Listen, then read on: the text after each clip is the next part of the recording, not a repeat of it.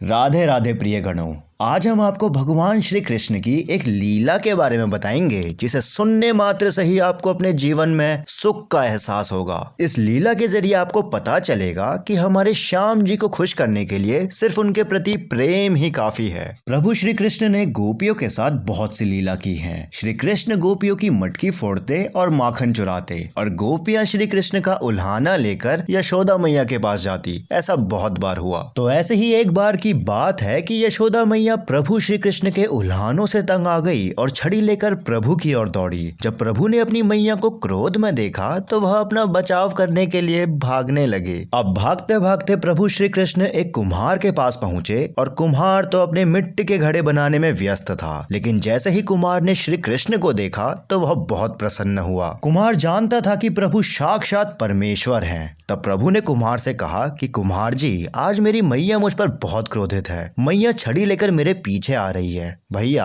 मुझे कहीं छुपा लो। तब कुम्हार ने प्रभु को एक बड़े से मटके के नीचे छिपा दिया और कुछ ही क्षणों में माँ यशोदा भी वहां पे आ गई और कुम्हार से पूछने लगी, क्यों रे कुम्हार, तूने मेरे कान्हा को कहीं देखा है क्या? कुम्हार ने कह दिया, नहीं मैया, मैंने कान्हा को नहीं देखा। प्रभु यह सब बातें बड़े से घड़े के नीचे छुपकर सुन रहे थे और मैया ये सब सुनने के बाद वहां से चली गई। अब प्रभु श्री कृष्ण कुम्हार से कहते हैं, कुम्हार जी, यदि मैया चली गई हो तो मुझे इस घड़े से बाहर निकालो। कुम्हार बोला, ऐसे नहीं प्रभु जी, पहले मुझे 84 लाख योनियों के बंधन से मुक्त करने का वचन दो। भगवान मुस्कुराए और कहा, ठीक है, मैं तुम्हें 84 लाख योनियों से मुक्त करने का वचन देता हूँ। अब तो मुझे बाहर निकाल दो। कुम्हार कहने लगा, मुझे अकेले को नहीं प्रभु जी, मेरे परिवार के सभी लोगों को भी 84 लाख योनियों के बंधन से मुक्त करने का वचन दोगे तो ही मैं आपको इस घड़े से बाहर निकालूंगा। प्रभु जी कहते हैं, चलो ठीक है, उनको भी 84 लाख योनियों के बंधन से मुक्त होने का मैं वचन देता हूँ।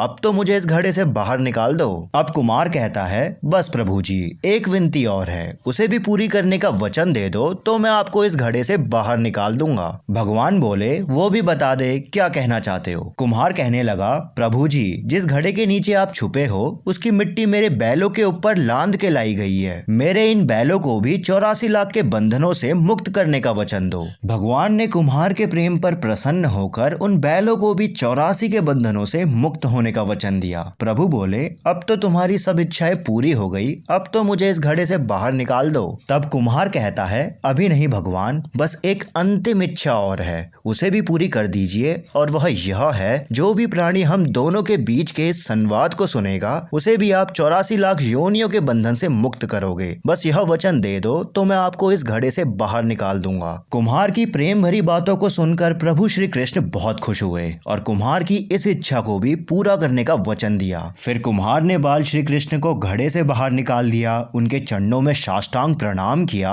प्रभु जी के चरण धोए और चरणामृत लिया। अपनी पूरी झोपड़ी में चरणामृत का छिड़काव किया और प्रभु के गले लगाकर इतना रोए कि प्रभु में ही विलीन हो गए। जरा सोचो, जो बाल श्री कृष्ण 7 कोस लंबे चौड़े गोवर्धन पर्वत को अपनी एक छोटी सी उंगली से उठा सकते हैं तो क्या वो एक घड़ा नहीं उठा सकते थे? लेकिन बिना प्रेम रीझे नहीं नटवर नंदन किशोर, कोई कितना भी यज्ञ करे, अनुष्ठान करे, कितना भी दान करे, चाहे कितनी भी भक्ति करे, लेकिन जब तक मन में प्राणी मात्र के लिए प्रेम नहीं होगा प्रभु श्री कृष्ण मिल नहीं सकते।